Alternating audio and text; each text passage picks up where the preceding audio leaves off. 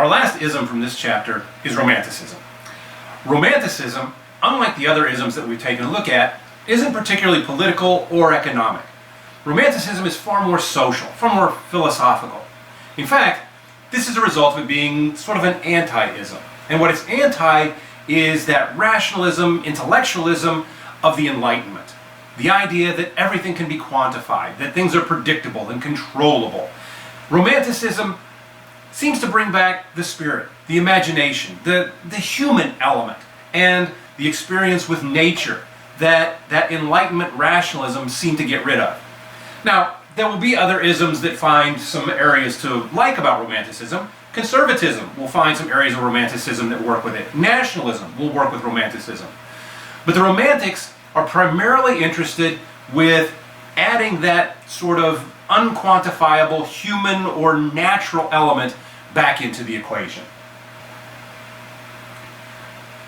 The Romantics most express themselves in the arts.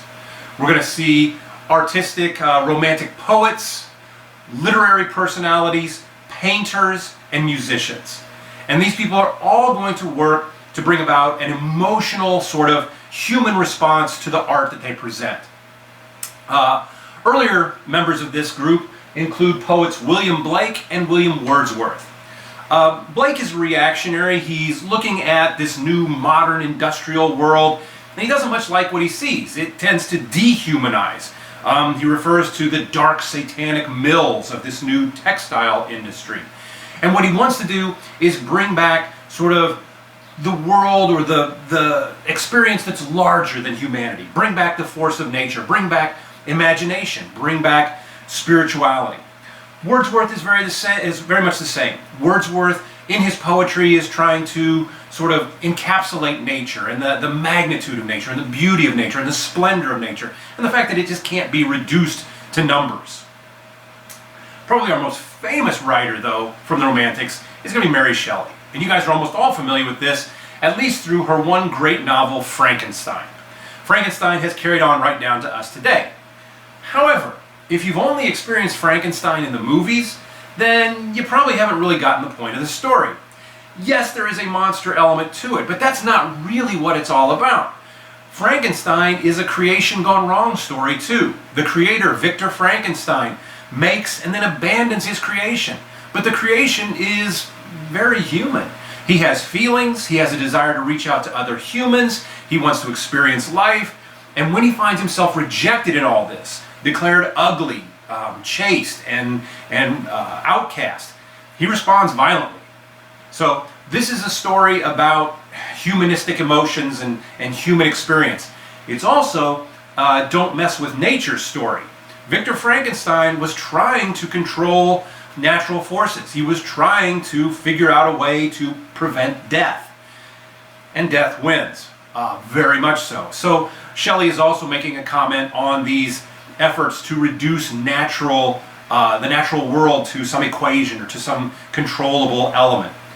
Victor Hugo, and you may be familiar with his stories too, either Les Mis or The Hunchback of Notre Dame.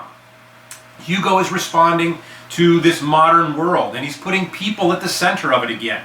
He's putting this human experience, and he's rejecting elements of the modern, and talking about the clash that's taking place and how you have to keep sort of experience and heart and emotion at the center of it. In painting, the two that we'll use as our examples are Constable and Turner, and both of these guys put nature at the heart of what they do. The image that I used for this mini-vid is one of the naturalist romantic paintings, and what you'll see in these paintings again and again is nature enormous, nature resplendent, magnificent. And if humans appear at all, they're small, they're not really central to the story. You may also see technology in some of these works, and what those are usually are small man-made devices in the grip of bigger natural forces as well. Finally, music. In music, our romantic is Beethoven. Beethoven, his music is fantastic, it's technically very sophisticated, but on a larger sense, Beethoven's trying to elicit an emotional response from his listeners. Beethoven wants you to experience the thunderstorm that he puts into his music. He wants you to experience the heartbreak. He wants to experience the exhilaration. The music is meant to elicit that kind of emotional investment into this. And in many ways, this is the point of all of the Romantics' efforts. And that is to get to that unquantifiable, very human aspect of existence. And to go past just the numbers and the equations and sort of the cold rationality that the Enlightenment had created.